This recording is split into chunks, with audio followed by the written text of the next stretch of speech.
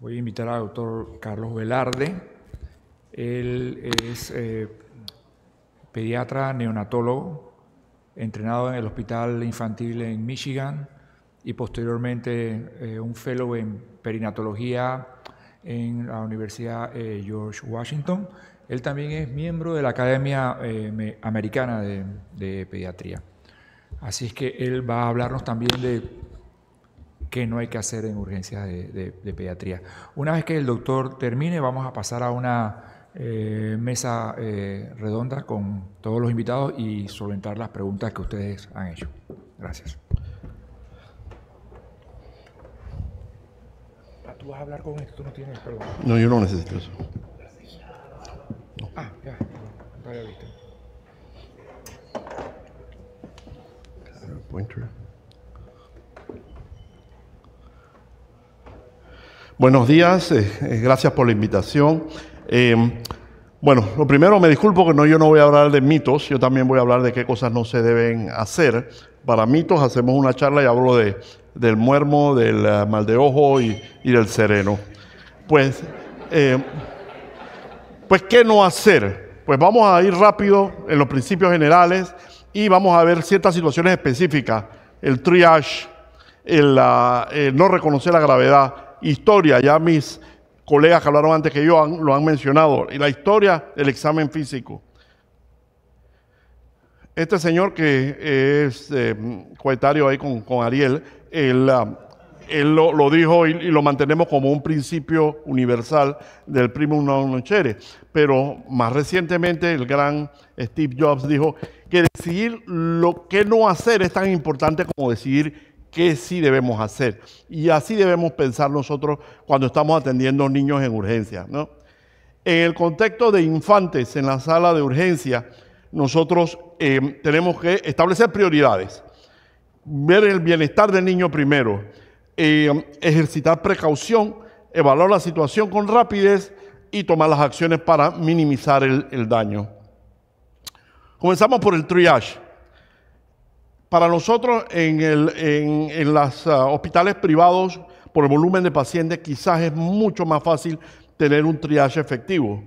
En los hospitales públicos ustedes recordarán que a veces hay que tener 2 y 3 personas haciendo el triage y aún así, hay que decirlo, es bastante deficiente y se ven cosas que no deberían suceder. Pero bueno, la idea es evitar que suceda esto.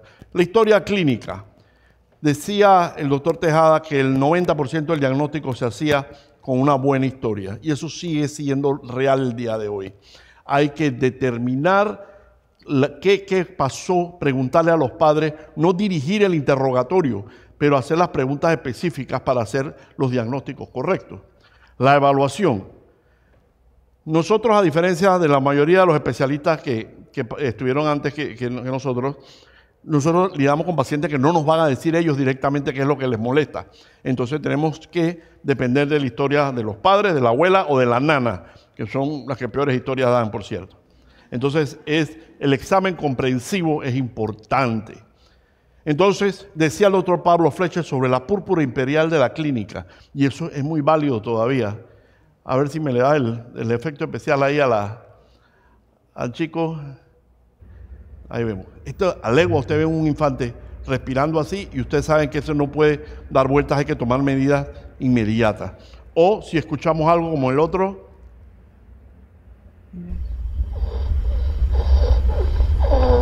Ustedes oyen eso a una milla y ustedes saben que hay alguien en problemas que está respirando.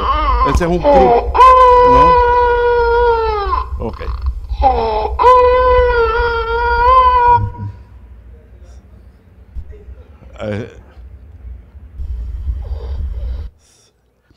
Entonces, reconocer la gravedad. ¿Y por qué? Porque los infantes se deterioran rápido. Entonces, el tiempo es primordial, ¿no? Hay ciertas cosas, obviamente, dificultad respiratoria, letargia, disnea, vómitos persistentes, deshidratación, fiebres altas, sobre todo en los menores de 3 años. Esas son pistas de que hay que hacer algo rápido. Obviamente, ese niño no está enfermo, el de la izquierda, su izquierda, no es para apuntar las cosas que buscamos cuando hay deshidratación. Pero si usted ve un niño como el de la derecha y no les llama la atención inmediatamente, color cetrino, los ojos hundidos, letárgico, entonces estamos en el negocio equivocado. Eso es una urgencia absoluta. La perfusión, en los adultos la buscamos generalmente en las extremidades. En los infantes la podemos buscar haciendo presión 5 segundos en la frente, en la frente y en el esternón. Y ya sabemos que si eso está muy lento, pues tenemos que tomar medidas. Los signos vitales, importantes, ¿no? Y algunas veces tenemos que hacer también presiones arteriales y tomar saturación dependiendo de la condición del paciente. No subestimen los síntomas.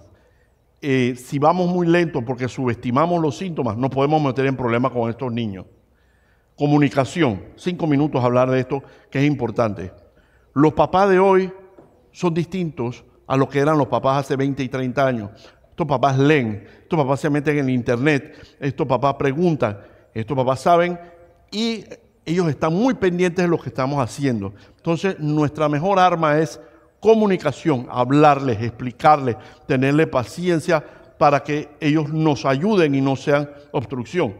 Algo fuera de esto, por ejemplo, en las unidades de neonatología en Estados Unidos, ahora tienen a los papás, a mí no me gustaba al principio, pero uno se va acostumbrando con el tiempo.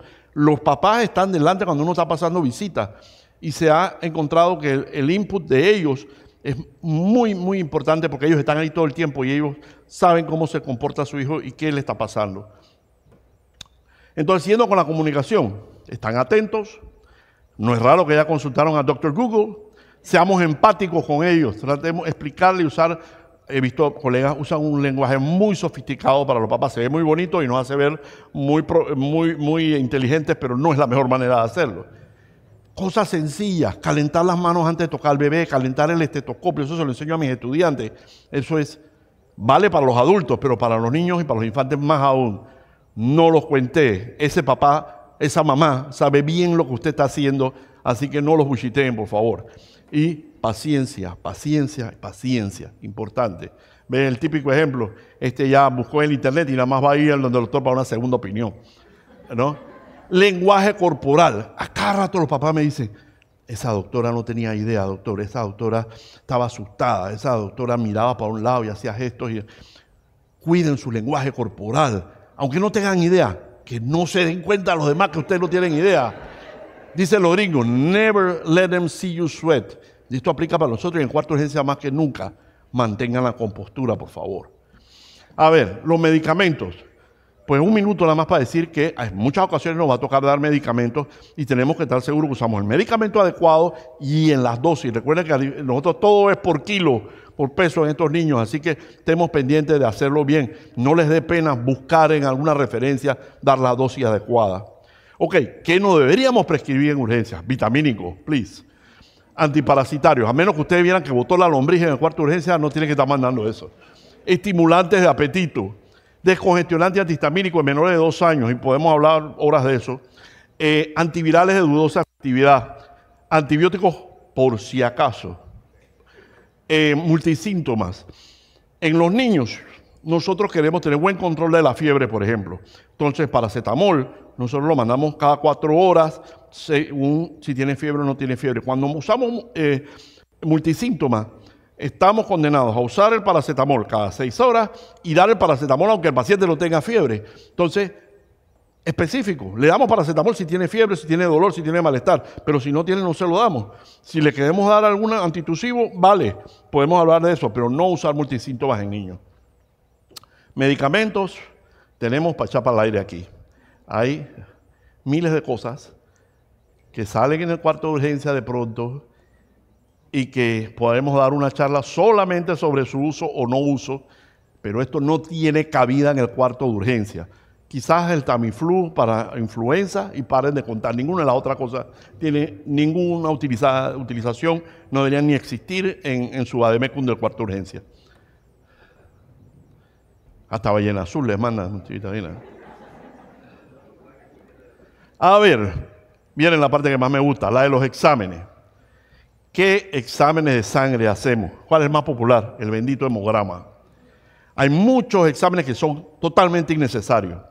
Aumentan los costos de atención y a veces los seguros no cubren por algunos de esos exámenes que mandamos. La extracción no es fácil siempre.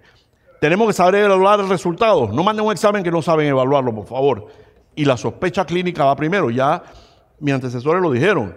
O sea, uno examina, uno decide, uno tiene un diagnóstico y entonces uno trata de corroborarlo, ¿no? La cosa no es pescar, no, uno no va con a la red o con el robador a agarrar peces, no, esto es dirigido.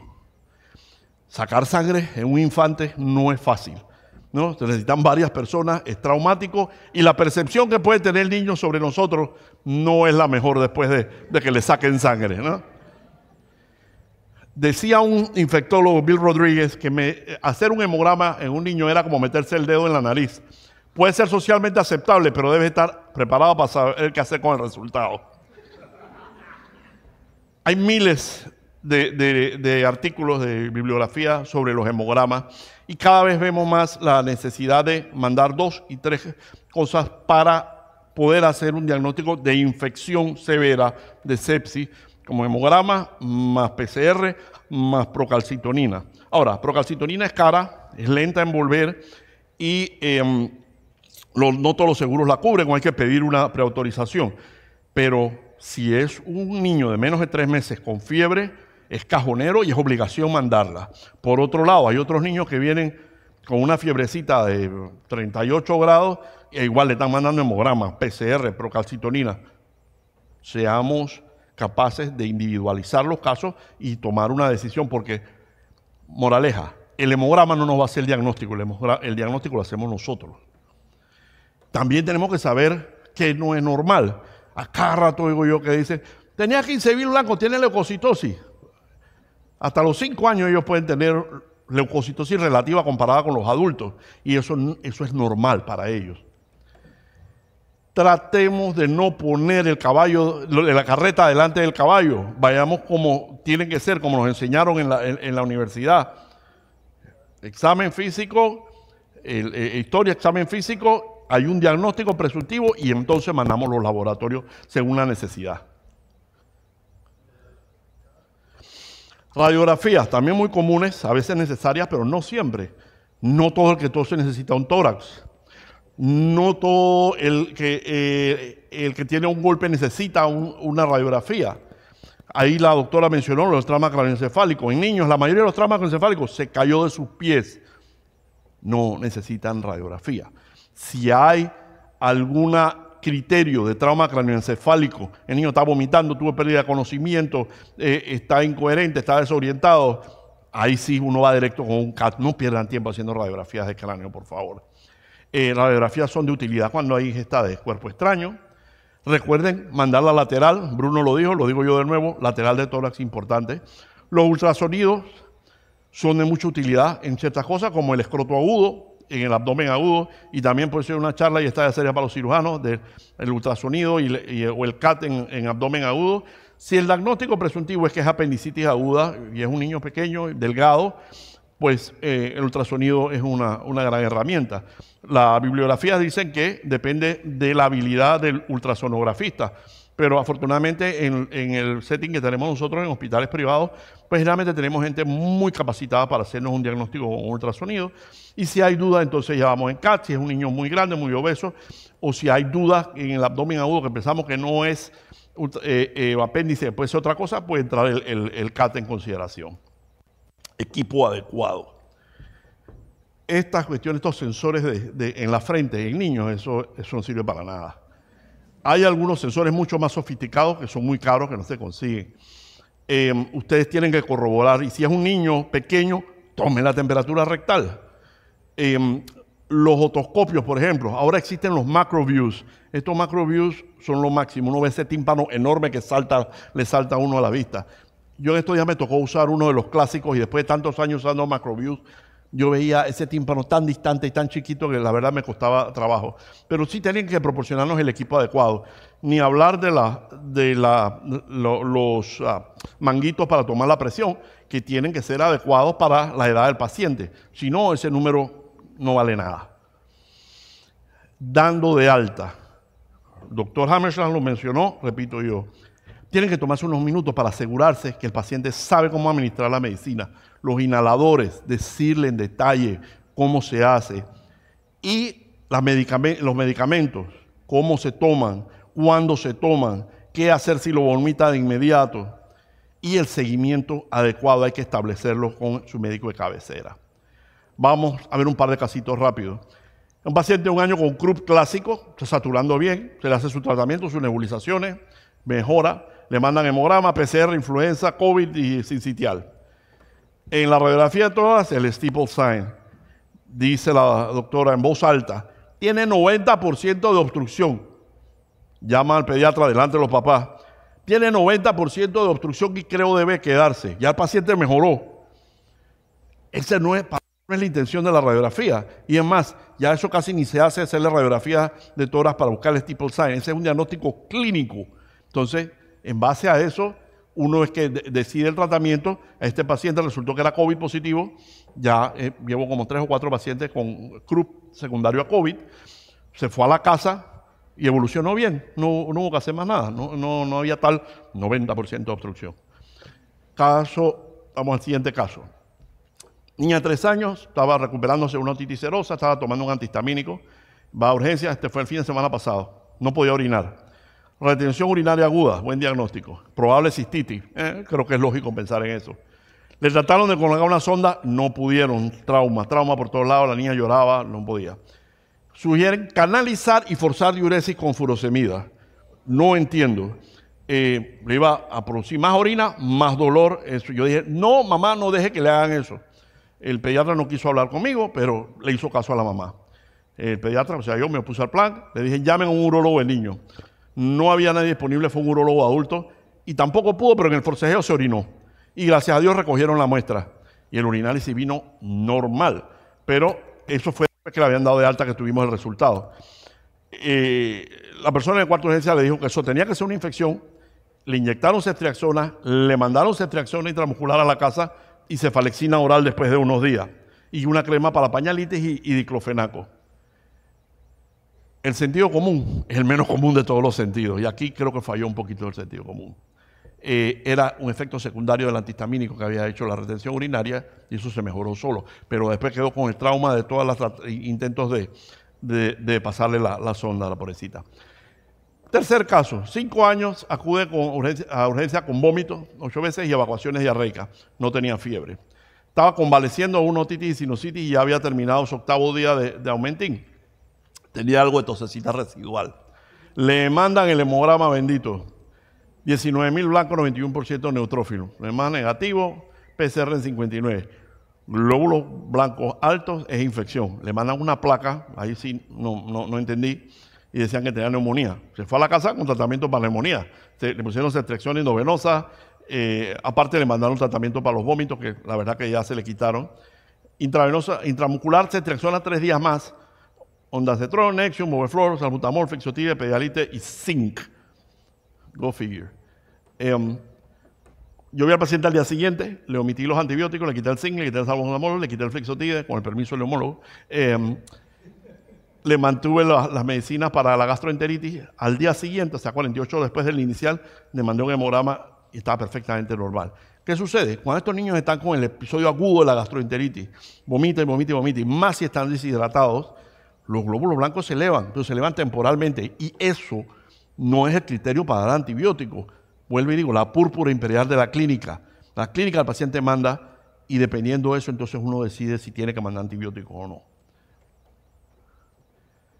Bueno, esta frase, el Monday Morning Quarterback, la usan mucho en los Estados Unidos desde los 30, refiriéndose que los juegos entonces no había Monday Night Football, eran domingo, y el lunes venían los expertos, y todo el mundo era experto, todo el mundo sabía fútbol, y todo el mundo criticaba al coach y a los jugadores, nosotros sabemos más que ellos.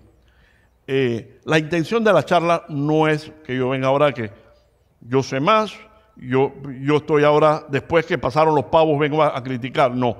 La idea es coger la información, tratar de volver por el sendero y hacer las cosas en el orden. Si uno sigue el orden adecuado y usa un pensamiento científico, uno resuelve los problemas rápido y con el bienestar para el paciente. Entonces, en conclusión, crucial prestar atención a los detalles, evitar los errores comunes, no subestimar síntomas. La comunicación con los padres, importante. ármense de paciencia con los padres. Ellos al final los van a ayudar a ustedes y si establecen comunicación, van a apreciar lo que ustedes hicieron por su niño. Y todos tenemos la responsabilidad de asegurar el bienestar de ese paciente. Muchas gracias.